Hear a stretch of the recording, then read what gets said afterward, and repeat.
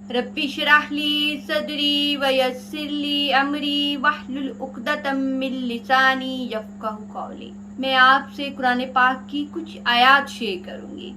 वैसे तो अगर हम गौर व फिक्र करें तो हमारी जिंदगी को बदलने के लिए एक आयत ही काफी है, सिर्फ अगर हम उसे गौर व फिक्र करके पढ़ लें। लेकिन हमारी जिंदगियों में इतना टाइम नहीं है कि हम इसको पढ़ें, हम इसको समझें।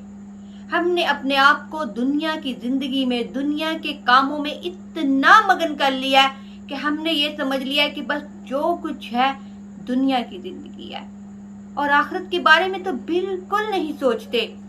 लेकिन हमारे प्यारे नबी हजरत मोहम्मद सल्लल्लाहु अलैहि वसल्लम ने इस दुनिया की क्या वैल्यू लगाई। आप सल्लल्लाहु अलैहि वसल्लम फरमा रहे हैं कि दुनिया की जिंदगी आखिरत के मुकाबले में ऐसे है कि जैसे एक समंदर, और उस समंदर के अंदर तुम अपनी उंगली को डिप करो तो जितना पानी तुम्हारी उंगली को छू ले वो दुनिया की जिंदगी है, और बाकी सारा समंदर आखिरत की जिंदगी।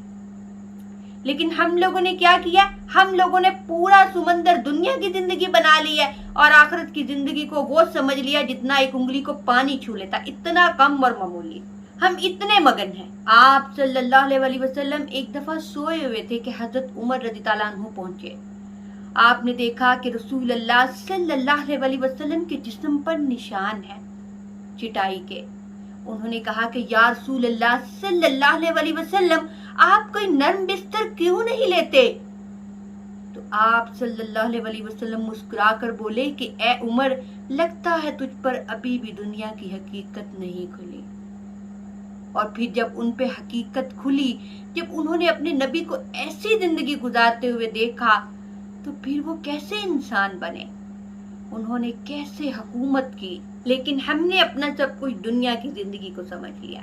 सूरह हुमज़ा के आगाज में अल्लाह पाक क्या फरमाते हैं, बड़ी खराबी है ऐसे शख्स के लिए जो ऐब टटोलने वाला है, ऐब तलाश करने वाला है। और यकीन जानिए कि जो आयत मैं आपसे शेयर करने वाली हूँ ना, अगर आप इस पे गौर व फिक्र करेंगे तो मैं दावे के साथ कह सकती हूँ कि ये आपकी जिंदगी को बदलने के लिए काफी है। इस पे गौर व फिक्र करें।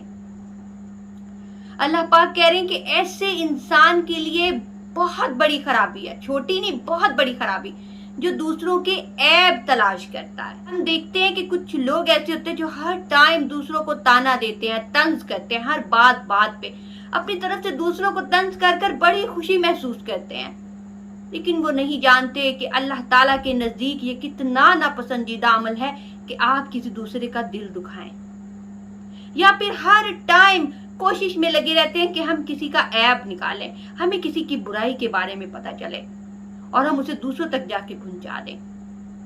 और ऐब भी निकालते हैं पीठ पीछे, इतनी हिम्मत नहीं होती कि सबके सामने निकालें। तो अल्लाह पाक क्या फरमा रहे हैं कि उनकी अपनी हालत कैसी है अगली आयत में। जो माल को जमा करता है और गिन गिन कर रखता है, उसकी अपनी हालत तो ऐसी है कि माल को ही जमा करने में मसरूफ है, लेकिन दूसरों के ऐब तलाश करता है। पहले अपनी हालत पे तो गौर व फिक्र करे। खुद वो माल को जमा करने में लगा हुआ है और गिन गिन कर रखता है, और हर टाइम उसके अंदर माल जमा करने की लगन है और सोचता रहता है कि मेरे पास कितना पैसा हो गया।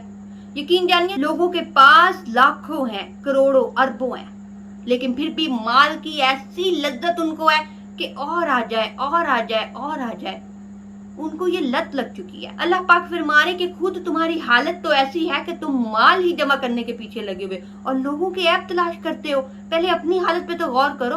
और जब इंसान के पास माल आ जाता है ना, तो उसके अंदर ये बात खुद ब खुद आ जाती है कि उसे ना दूसरों के ऐब नजर आने लगते हैं, दूसरों में वो ऐब तलाश करने लगता है और कहते हैं कि मुझसे बड़ा तो कोई है ही नहीं, मुझसे ज्यादा ताकतवर तो कोई है ही नहीं।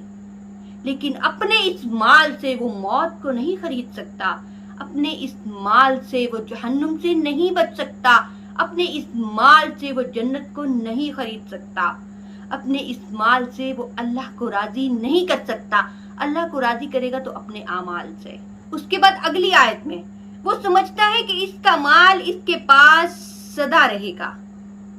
जो लोग माल जोड़ते हैं वो तो यही समझते हैं कि इनका माल इनके पास हमेशा रहने वाला है, कभी खत्म नहीं होने वाला। ना ही हमारे माल ने खत्म होना है, ना कभी हमें मौत आनी है। اور یقین جانیے دنیا کی لذت اور دنیا کی حقیقتیں ایسی ہیں کہ جب انسان کے پاس مال آ رہا ہوتا ہے نا تو وہ اسے موت کو بھلا دیتی ہیں. حالانکہ یہ سب سے بڑی حقیقت ہے جس سے انسان بچ نہیں سکتا، چھپ نہیں سکتا کہ اسے موت آنی ہے.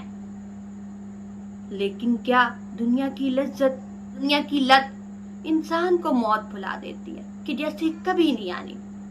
اس کے دماغ پہ، اس کی عقل پہ پردہ ڈال دیتی ہے. انسان تو سمجھتے کہ اس کا مال اس کے پاس ہمیشہ رہے گا.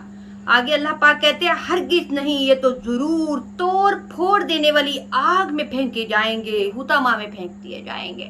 کیا ہے حطمہ؟ آگے بتایا جائے گا کہ وہ کہتے ہیں کہ نہ میرا مال کبھی ختم ہوگا، نہ مجھے کبھی موت آئے گی.